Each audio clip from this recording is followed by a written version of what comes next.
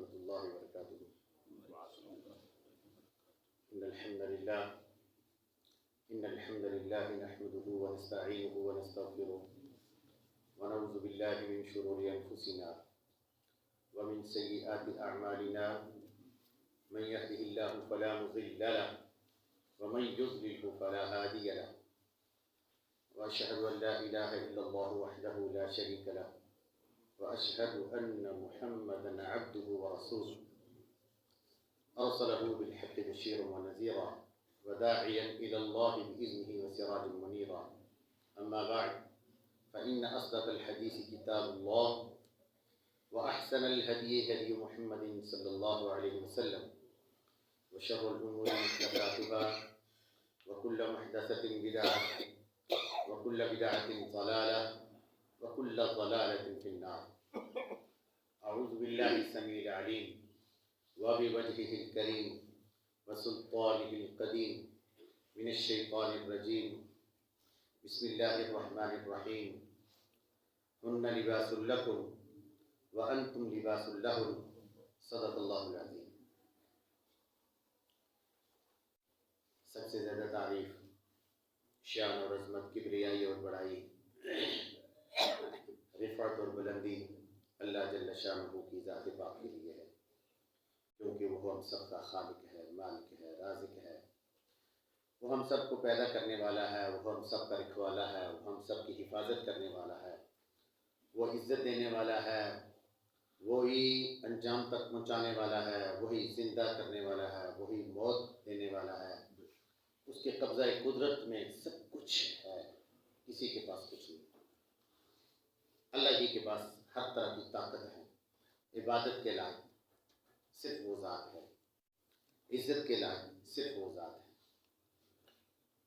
تمام قسم کی تعریف اللہ جل شانہ کے لیے، اور اس کے بعد ان گنت لا تعداد اور بے شمار درود و سلام ہوں سید الانبیاء، تاجدار انبیاء، سرکار دو عالم، سید الاولین والآخرین، رحمت للعالمین، حضرت محمد مصطفیٰ صلی اللہ علیہ وآلہ وسلم کی ذات پر اللہ تعالیٰ ہزاروں کروڑوں رحمتیں اور برکتیں نازل فرمائے تمام انبیاء علیہ السلام پر، تمام صحابہ کرام پر، خصوصاً اہل بیت پر، اور تمام اولیاء کرام پر، نیک لوگوں پر، اور اللہ جل شانہ ہم سب پر اپنا فضل، اپنی رحمت اور اپنا کرم نازل فرمائے. انتہائی قابل احترام سامعین، بھائیوں اور بزرگوں، قابل احترام ماؤں اور بہنوں، آج چند گزارشات میں آپ کے سامنے رکھتا ہوں کہ انسان کا گھر کیا ہوتا ہے، انسان کی مثالی زندگی کیا ہے، اور انسان ساری زندگی کس طرح گھومتا رہتا ہے جو وہ محسوس نہیں کرتا. اور بعض دفعہ انسان اپنے بارے میں مختلف طرح کے خیال کرتا ہے، اور بعض دفعہ انسان اپنی اولاد کے بارے میں طرح طرح کے خیال رکھتا ہے، بعض دفعہ انسان والدین کے بارے میں مختلف تصورات رکھتا ہے، بعض دفعہ انسان دوست احباب کے بارے میں طرح طرح کے خیال رکھتا ہے. کہیں انسان اپنے معیار سیٹ کر دیتا ہے کہ یہ نمازی ہے، یہ پرہیزگار ہے، یہ متقی ہے. کہیں انسان یہ معیار سیٹ کر دیتا ہے کہ فلاں بندہ جو ہے یہ اچھا نہیں ہے، فلاں بندہ یہ اچھا نہیں ہے، فلاں اچھا نہیں ہے. اور انسان کو جو ہے نا، اس کا جو شیطان ہے، اس کو اس کے جو اعمال ہیں وہ خوبصورت اور مزین بنا کے پیش کرتا ہے. کہتا ہے فَزَيَّنَ لَهُمُ الشَّيْطَانُ أَعْمَالَهُمْ. شیطان انسان کو اس کے اندر ایک تصور پیدا کرتا ہے کہ تم سے بہتر کوئی نہیں ہے، تم ہی سب سے اچھے ہو، تمہارے دم سے یہ کائنات قائم ہے، تمہارے دم سے یہ گھرانہ ہے، تیرے ساتھ ہی سارا کچھ.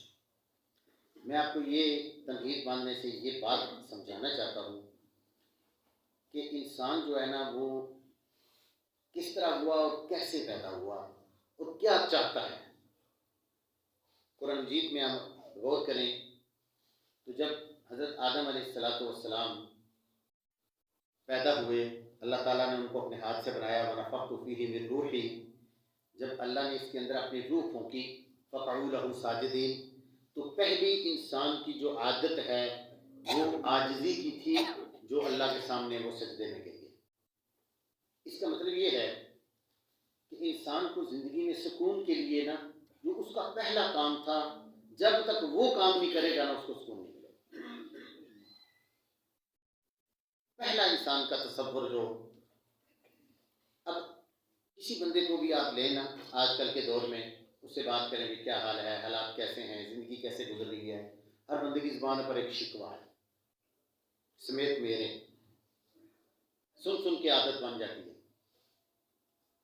شکوہ کیا ہے؟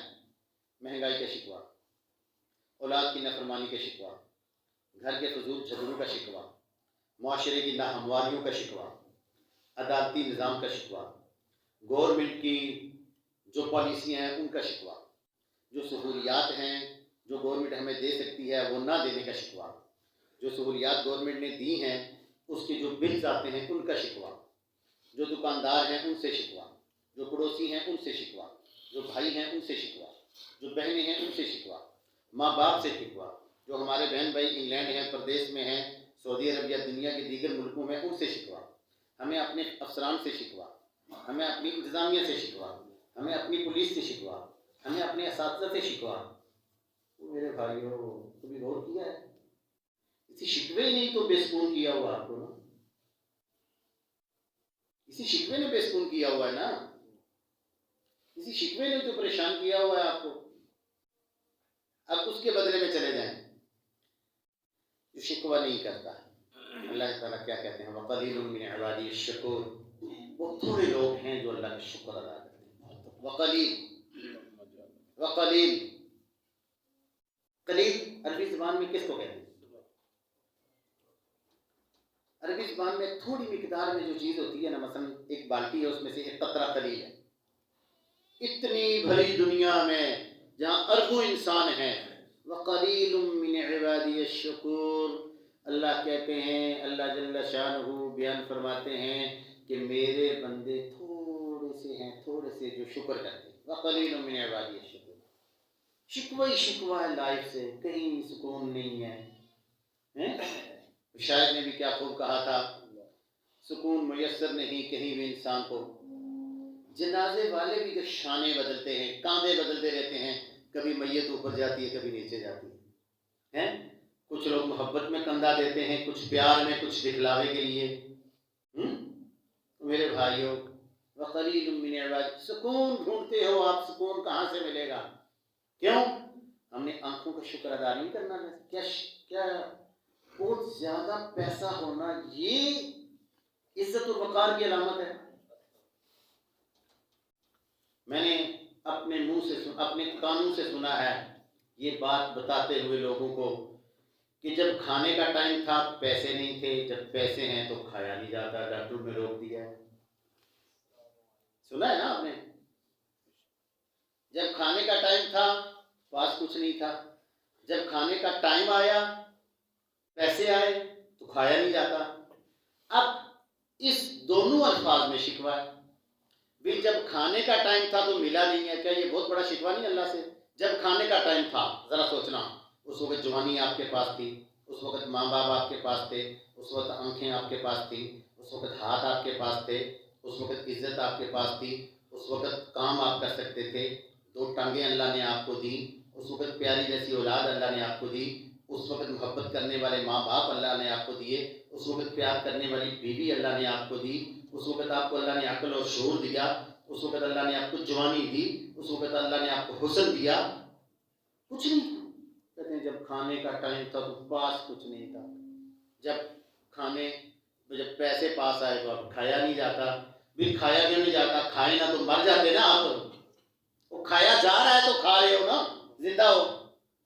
میرے بھائیوں، یہ ساری باتیں آپ کو بتانے کا یہ مقصد یہ تھا کہ انسان سکون ڈھونڈتا ہے۔ یہی کام حضرت آدم علیہ السلام نے کیا تھا، یہی کام حضرت آدم علیہ السلام نے کیا تھا۔ کہا یا اللہ مجھے سکون چاہیے۔ اب میں آپ کو مزاج بتانا چاہتا ہوں کہ آدم کا مزاج کیا ہے، آدم کا، انسان کا مزاج کیا ہے، کہ جب وہ خوب سے خوب تر کی تلاش میں ہوتا ہے، حضور علیہ الصلوۃ والسلام نے ارشاد فرمایا کہ ابن جو آدم ہے نا، ابن جو آدم ہے اس کی یہ خواہش ہوتی ہے کہ ایک چیز ملی ہے اب دوسری ہو جائے، چادر ملی ہے اور چادر ہو جائے، مکان ملا ہے تو اور ہو جائے، ایک گاڑی ملی ہے دوسری ہو جائے، ایک سواری ملی ہے دوسری ہو جائے۔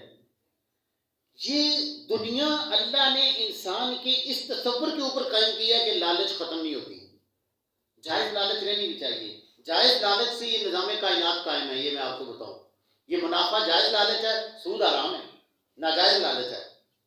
یہ جو جائز انسان کی خواہشات ہے نا، اب آدم علیہ السلام نے کہا، اب دیکھیں ذرا غور کریں، آدم علیہ السلام کو جنت میں کس چیز کی کمی تھی؟ کسی چیز کی بھی نہیں۔ جنت میں کس چیز کی کمی تھی؟ کسی چیز کی بھی نہیں۔ کیا جنت میں کمی ہو سکتی ہے کسی چیز کی؟ ہو ہی نہیں سکتی۔ لیکن کہا نہیں، مجھے دنیا میں بھیجو، مجھے سکون نہیں ہے۔ اللہ نے اس سکون کے لیے حضرت اماں حوا علیہ السلام کو پیدا فرمایا۔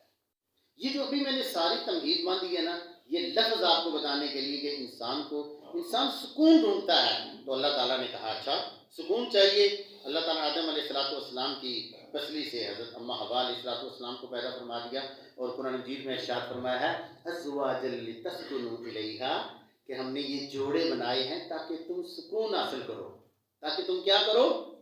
سکون حاصل کرو۔ اب ہم نے یہ گھر جو ہمارے بن گئے، اب ہمیں بیویاں مل گئیں، بیٹیاں مل گئیں، گھر بن گیا، بیٹے مل گئے، سکون نہیں ہے۔ وجہ کیا ہے؟ وجہ یہ ہے کہ ہم نے جو زندگی گزارنے کے اصول تھے، جو تصور تھا، جو طریقہ کار تھا، اس کو نہیں اپنایا۔ ہم نے وہ کام شروع کر دیے جو ہمارے نہیں تھے، ہم نے وہ کام شروع کر دیے جو ہمارے کرنے والے کام نہیں تھے۔ ہم نے کیا شروع کر دیا؟ اب دیکھیں، میں آپ کو ایک بات سمجھانا چاہتا ہوں، اگر اللہ کرے مجھے بھی سمجھ آ جائے آپ کو بھی۔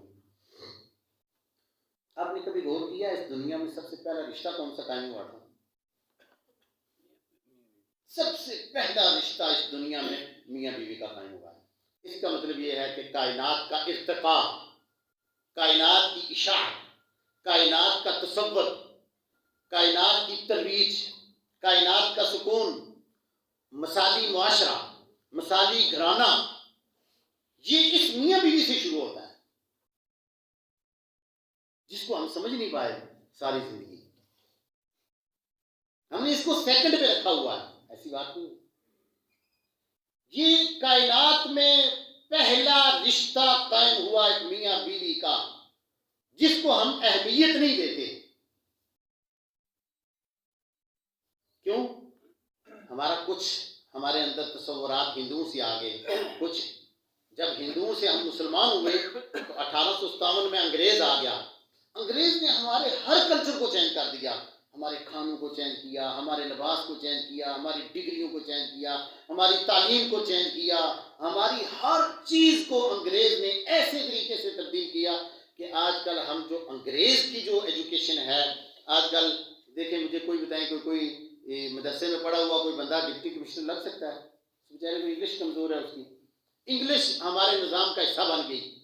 اور ہم جب پڑھتے تھے کالج کے دور میں، یا اسٹوڈنٹ جب ہم میٹرک ہم نے کیا تھا، سب سے زیادہ لڑکے انگلش میں فیل ہوتے تھے۔ اور آج بھی ہمارے معاشرے کی تباہی، میں انگلش کے خلاف نہیں ہوں، یہ بات سمجھنا، کیونکہ ایک ماں جو زبان بولتی ہے، جو ہماری، جو آپ کی قومی، یا اگر آپ کو چائنیز میں پڑھا دیا جائے کہ آپ چائنیز میں پیپر دے سکتے ہو؟ اگر آپ کو کہا جائے جرمن میں، فرنچ میں دو، آپ پیپر دے سکتے ہو؟ کیونکہ وہ آپ کی ہے نہیں ہے، آپ کی زبان نہیں ہے، آپ کا کلچر نہیں ہے۔ جو زبان جس طرح آتی ہے وہ اپنا کلچر لے کر آتی ہے۔ تو ہمیں جو ہے نا وہ مشکل میں ڈال دیا گیا، ہماری ہر چیز کو، ہمارے گھر کے سسٹم کو انگریز نے اتنا متاثر کیا کہ وہ میاں بیوی کا جو محبت اور پیار کا جو کنسیپٹ تھا وہ ختم ہو گیا، جس کی وجہ سے مثالی معاشرہ نہیں بنتا۔ اس کا وہ بات شروع ہوتی ہے سب سے پہلے شادی سے۔ پہلا رشتہ قائم ہوا میاں بیوی کا۔ مجھے یہ بتاؤ کہ جو حضرت آدم علیہ السلام کی شادی اماں حوا علیہ السلام کے ساتھ ہوئی تھی، اس میں جو آج کل یہ شادیوں کو تصور ہے جس میں اور آپ سب پھنسے ہوئے ہیں، اس میں تھا؟ اتنی بڑی براتیں لے کر جاؤ، اتنے بڑے لوگوں کو بلاؤ، اتنے بڑے ولیمے کرو، پھر حضور علیہ السلام آئے، کیا انہوں نے یہ کام کیا؟ اتنے بڑے اخراجات، اتنے مسائل، اتنی پریشانیاں، اتنی دکھ، اتنی تکلیفیں، لڑکیاں جناب اتنا جہیز لے کر آئیں، کیوں لے کر آئیں؟ کیا ہم اس کے آگے پل باندھ سکتے ہیں کہ ایسا نہیں ہوگا، ایسا نہیں، ہم نہیں کرنے دیں گے؟ نہ اپنی بیٹی کو جہیز دیں گے، نہ گھر میں لانے والی بیٹی سے جہیز لیں گے۔ کیا یہ ممکن؟ نہیں ممکن، ہم پل نہیں باندھ سکتے۔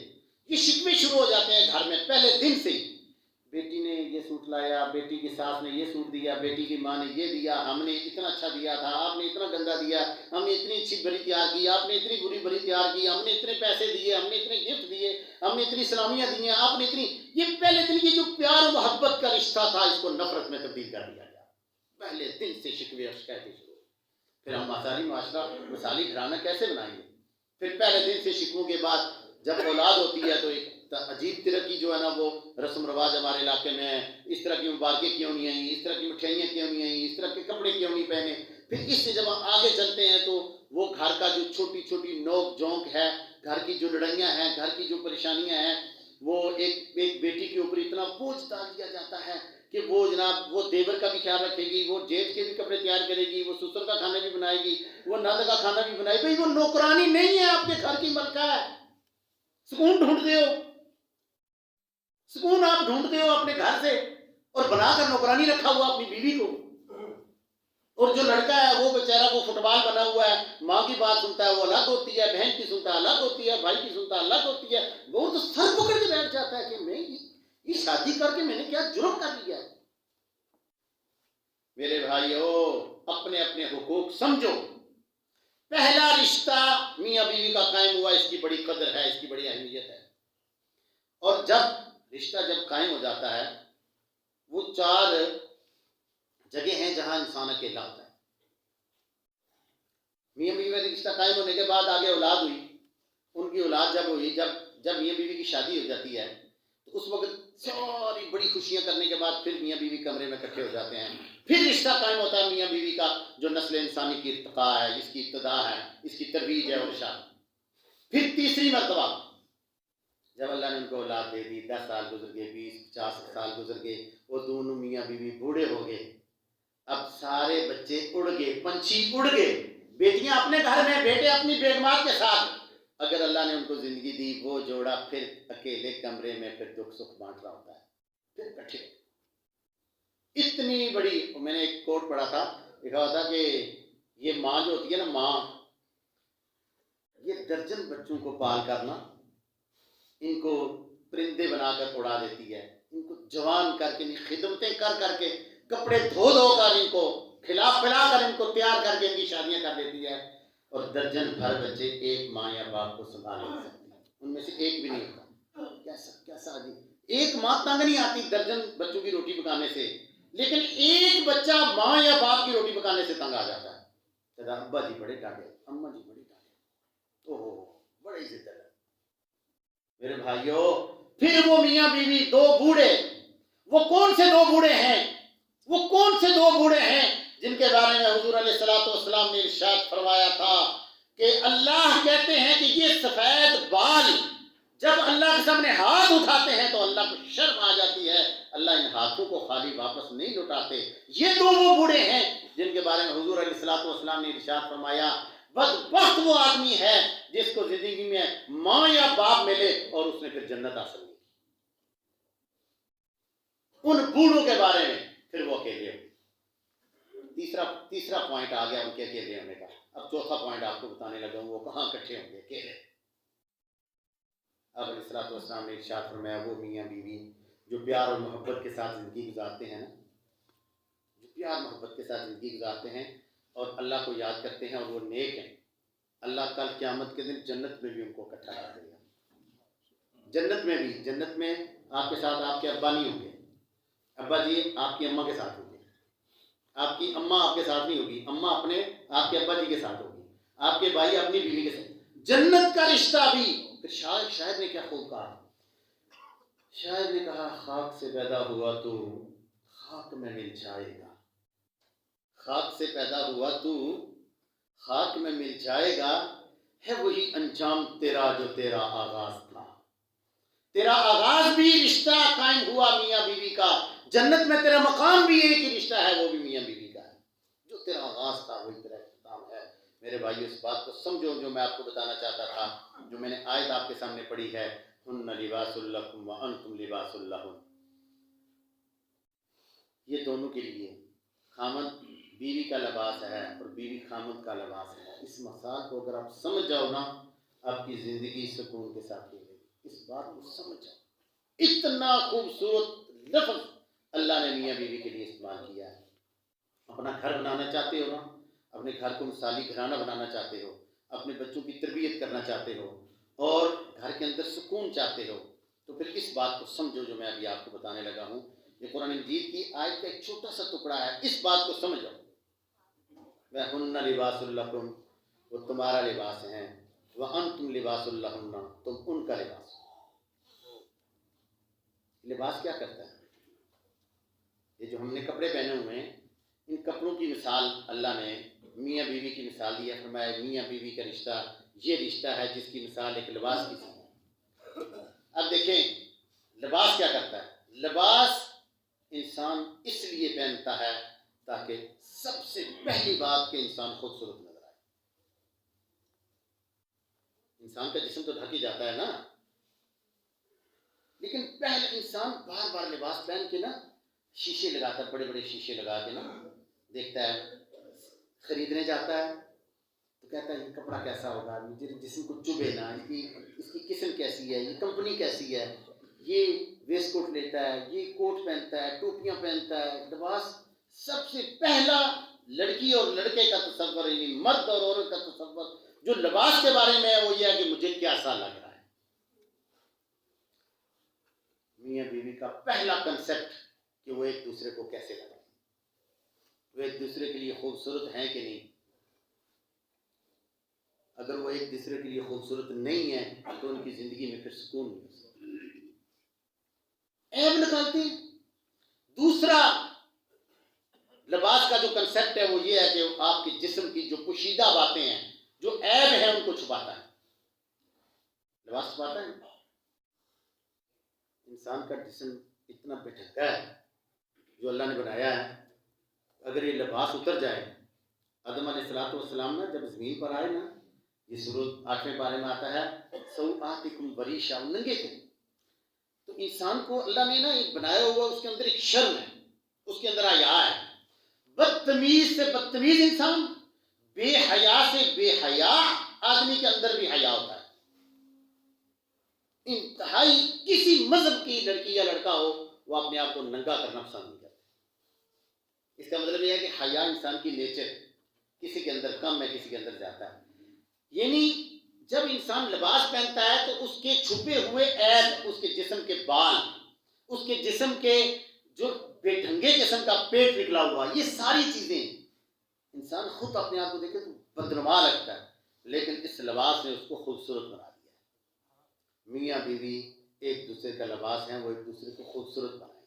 ان کے اندر جو عیب ہے نا، جس طرح لباس جسم کے عیب چھپاتا ہے، میاں اپنی بیوی کے عیب اور بیوی اپنے خامد کے عیب چھپائے۔ اگر ایسے جوڑے جو نئے شادی شدہ ہیں یا پرانے میرے بزرگ ہیں، اگر تصور کریں یا غور کریں، کیا سب سے بڑا جھگڑا گھر میں یہ نہیں ہے کہ اس نے میری یہ بات بتا دی، اس نے میری وہ بات بتا دی؟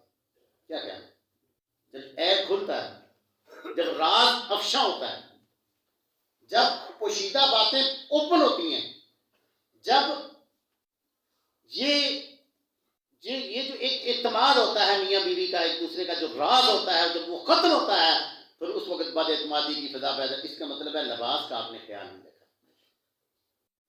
عیب کو چھپانا بیوی کے لیے ضروری ہے کہ وہ اپنے خامد کے عیبوں کو چھپائے، اور خامد کے لیے ضروری ہے کہ اپنی بیوی کے عیبوں کو چھپائے۔ دونوں ایک دوسرے کے عیبوں کے اوپر پردہ ڈالیں۔ پھر لباس کیا کرتا ہے؟ اس کے بعد تیسرا لباس کام یہ کرتا ہے کہ وہ انسان کو گرمی سردی سے بچاتا ہے۔ ایسے ہے کہ نہیں؟ موسم کے مطابق انسان کو جو ہے نا باہر آنے والی جو موسمی اثرات ہیں، جو تھپیڑے ہیں موسم کے، اس سے بچاتا ہے۔ آپ نے کبھی غور کیا ہے کہ میاں بیوی ایک دوسرے کو باہر سے آنے والے اثرات سے چھپائیں، ایک باہر سے آنے والے اثرات سے، باہر سے آنے والی باتیں وہ ماں کی طرف سے ہو، بیوی کی طرف سے ہوں، بہن کی طرف سے ہوں، بھائی کی طرف سے ہوں، باپ کی طرف سے ہوں، دوست کی طرف سے ہوں، پڑوسی کی طرف سے ہوں، باہر سے آنے والے جو حملے ہیں وہ میاں بیوی کی ذمہ داری ہے ان حملوں سے ایک دوسرے کو بچائیں۔ اگر وہ نہیں بچائیں گے، اگر میرا سوال پھر آپ سے یہ ہے، کیا گھر میں سب سے زیادہ جھگڑا اس بات کا نہیں ہوتا؟ آپ کا لباس آپ کو موسمی اثرات سے بچاتا ہے، گرمی سردی سے، تو آپ اپنی بیوی کو نہیں بچا سکتے؟ پھر لباس کا ایک کام یہ بھی ہوتا ہے کہ لباس کی ہمیشہ تعریف کی جاتی ہے۔ اچھا لباس ہو، نیا ہو، خوبصورت ہو، دھلا ہوا ہو تو تعریف کی جاتی نہیں کی جاتی؟ اسی طرح میاں بیوی ایک دوسرے کی تعریف کریں، ایک دوسرے سے پیار کریں، ایک دوسرے سے محبت کریں۔ اور میرے بھائیوں، میں آپ کو ایک بات بتانے لگا ہوں، آپ حیران ہو جاؤ گے، جو حضور علیہ السلام نے شہادت دی اپنے بارے میں۔ اپنے بارے میں کوئی بندہ اپنے بارے میں اتنی بڑی شہادت نہیں دے سکتا جو حضور علیہ السلام نے اپنے بارے میں دی ہے۔ آپ نے فرمایا خیرکم خیرکم لأہلی وانا خیرکم لأہلی۔ او میرے بھائیوں، فرمایا کہ میرے صحابہ اکرام، تم میں سے اچھا انسان وہ ہے جو اپنی بیوی کے لیے اچھا ہے، اور میں اپنی شہادت دی، فرمایا میں اپنی بیوی کے لیے اچھا ہوں۔ اور آج کل اسے کہتے ہیں کہ یہ زنانی کا بن گیا۔ یہ ہے لباس۔ آپ اپنے گھر کے لیے اچھے نہیں ہیں، آپ بہن بھائیوں سے اچھے کیسے ہو سکتے ہیں؟ معاشرے کے لیے مفید کیسے بن ہی نہیں سکتے؟ تو لباس کا کام عیبوں کو چھپانا اور باہر سے آنے والے موسمی جو اثرات ہیں جو میاں بیوی کے درمیان جھگڑے ڈالتے ہیں، اور سب سے زیادہ آج کل طلاقوں کے جو اسباب ہیں وہ مداخلت ہے۔ میاں بیوی کے درمیان مداخلت، کبھی بھائی کی مداخلت، کبھی بہن کی مداخلت، کبھی ماں کی مداخلت، کبھی باپ کی مداخلت، کبھی گھر کے معاملات کی مداخلت۔ یہ کیوں مداخلت ہے؟ وہ اس وقت ہوتی ہے جب میاں بیوی خود بھی کمزور ہوتی ہے۔ لباس بننا ہے۔ اگلا لباس کا کام کیا ہے؟ عیبوں کو چھپانے کے بعد یہ بات جو میں آپ کو بتانے لگا ہوں، یہ ذرا غور کرنا۔ مجھے یہ بتاؤ، انسان جب فوت ہو جاتا ہے اس کو بھی وہ ننگا ہوتا ہے؟ اس کے اوپر بھی ایک لباس ہوتا ہے نا، کفن ایک لباس ہوتا ہے۔ میں آپ سے یہ پوچھنا چاہتا ہوں، مجھے کوئی بندہ یہ بتا دے کہ کسی آپ کے جسم کی ہر چیز جو ہے نا وہ اتر جاتی ہے۔ کسی نے اینک پہنی ہوئی اتر جائے گی، انگوٹھی پہنی ہوئی مرنے کے بعد بھی اتر جائے گی۔ کسی نے چوڑیاں پہنی ہوئی ہیں اتر جائے گی۔ کسی نے آپ جب بھی آپ 24 گھنٹوں میں کسی وقت بھی آپ ہوتے ہیں نا تو آپ کے جسم کے اوپر لباس ہوتا ہے، یہ آپ سے اترتا نہیں، یہ آپ کے جسم کا حصہ ہے، یہ آپ کی زندگی کا حصہ ہے۔ آپ اس کو اپنے سے اتار کر پھینک نہیں دیتے، بس ختم۔ یہ مثال ہے ان میاں بیوی کی جو کبھی بھی ایک دوسرے کو نہیں اتارتے، ساری زندگی ایک دوسرے کے ساتھ چمٹ کر رہتے ہیں۔ لباس جس طرح انسان کے چمٹ کر جسم کے ساتھ رہتا ہے، اس طرح میاں بیوی چٹان کی طرح، محبت کی طرح پیار کا رشتہ قائم کرتے ہوئے دوسرا چمٹ جائیں اور طلاق کی کبھی نوبت تک نہ آئے۔ یہ ہے لباس، اس کو کبھی نہیں اتارتے۔ تو یہ آسان سی بات ہے کہ بندہ بیوی کو طلاق دے دے۔ آپ نے کبھی غور کیا اس بات پہ؟ جو مائیں ہوتی ہیں، جو باپ ہوتے ہیں، جو بہنیں ہوتی ہیں، جو بھائی ہوتے ہیں، کتنے پیار سے شادیاں کر کے لاتے ہیں، کتنی محبت سے۔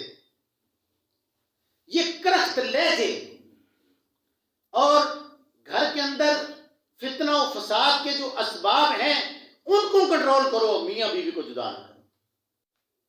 ہاں، کبھی ایسے ہوتا ہے، یہ جواز کی حد تک ہے کہ ایسا رشتہ قائم ہو گیا ہے جو ناہموار تھا۔ یہ بات کو ذرا سمجھنا۔ بعض دفعہ غلطی ہو جاتی ہے، بعض دفعہ کبھی ماں باپ جج نہیں کر سکتے اپنے ہونے والے داماد کو، اور کبھی داماد جج نہیں کر سکتا اپنی ہونے والی بیوی کو۔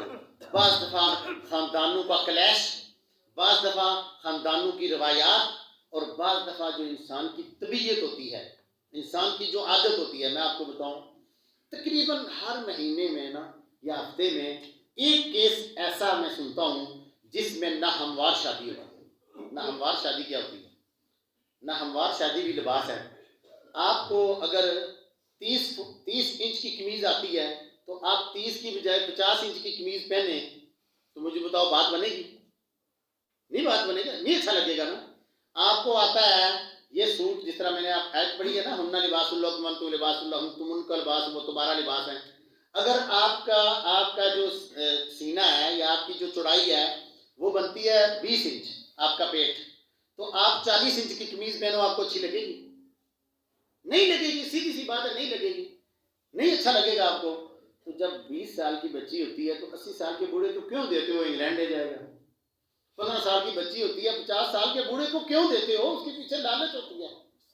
کتنے خاص طور پر میں آپ کو سروے کے مطابق بتا رہا ہوں کہ سب سے زیادہ اس طرح کی شادیاں ہمارے ضلع میں ہوتی ہیں. سب سے زیادہ شادی کا جائز ہونا ناجائز ہونا یہ الگ پوائنٹ ہے. میں یہ نہیں کہتا کہ ناجائز ہے، شادی ہو سکتی ہے بوڑھے کے ساتھ جوان بچی کی، اور جوان بچے کے ساتھ بوڑھی عورت کی شادی جائز ہے، لیکن پھر وہ چلتی جلدی خراب ہو جاتی ہے، دھوکہ ہوتا ہے، فراڈ ہوتا ہے. میرے بھائیوں اس بات کو سمجھو، ہن لباس اللہ انتم لباس اللہ ہن، تم ان کا لباس وہ تمہارا لباس ہیں. مثالی گھرانہ بنانا چاہتے ہو، مثالی گھرانہ بنانا چاہتے ہو تو میاں بیوی کے اندر اتفاق اور اتحاد پیدا کر دو، اور ان کو ہر قسم کے فتنہ و فساد، گھر کی جو سازشیں ہیں، گھر کے جو فساد ہیں، ان کو سائڈ پر رکھ کر اس بات کو سمجھو کہ یہ گھر نہ ٹوٹے، یہ گھر نہ ٹوٹے. گھر ٹوٹ گیا اگر، تو میرے بھائیو وہ انہوں نے حال بچے جن کو ہم بلکتے روتے تڑپتے دیکھتے ہیں. اب 2 سال کے بچے کو کیا خبر ہے میرے ماں کی غلطی ہے یا میرے باپ کی غلطی ہے؟ اس کو کیا پتا ہے؟ اور جب وہ بچے بڑے ہوتے ہیں، وہ بچے ذہنی طور پر مکمل نہیں ہوتے، ان کی تربیت نہیں ہو سکتی.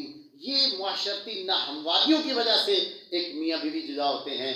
میرے بھائیوں یہ چٹان کی طرح ایک دوسرے کے ساتھ کندھا ملا کر اس طرح چلیں، اور خاوند یہ کہہ سکے خیرکم خیرکم لأہلی وانا خیرکم لأہلی، کہ تم میں سے بہتر وہ شخص ہے جو اپنے گھر والے کے لیے بہتر ہے، اور میں اپنے گھر والے کے لیے بہتر ہوں. اپنے بارے میں غور کرو، اس مثال کو ساتھ لے کر چلو، لباس بن جاؤ، ایک دوسرے کے عیب چھپاؤ، ایک دوسروں کے عیبوں پر پردہ ڈالو. میرے بھائیوں 2 پوائنٹ ہیں میاں بیوی کے درمیان اتفاق کے، جو میں آپ کو بتا دیتا ہوں، اس کے بعد بات کو ختم کرتا ہوں.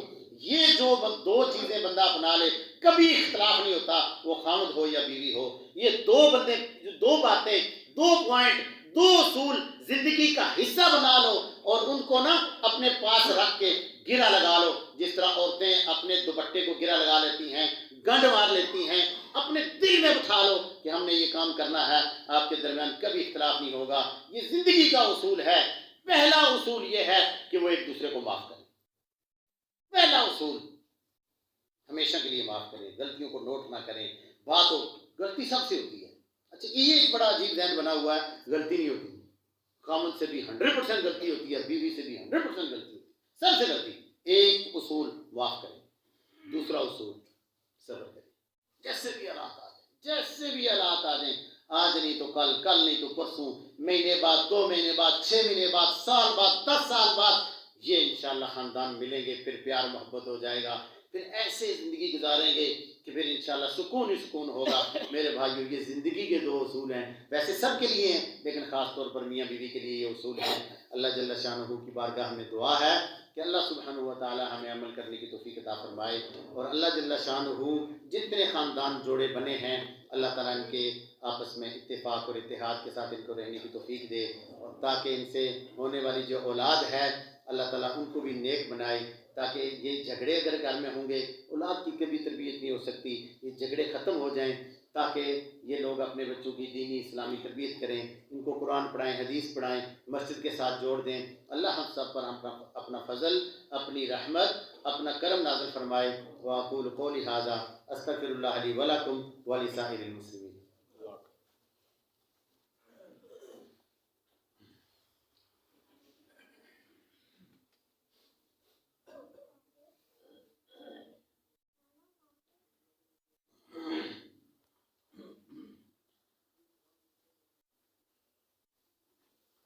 ہمارے مسجد کے نمازی ہیں عمر ظہور بھائی، ان کے ماموں ہانگ کانگ میں فوت ہو گئے ہیں، ان کے لیے ہم دعا کریں گے. اور اسی طرح ندیم بھائی کے بھتیجے بیمار ہیں، ان کے لیے دعا کریں گے. اور ہمارے انتہائی محترم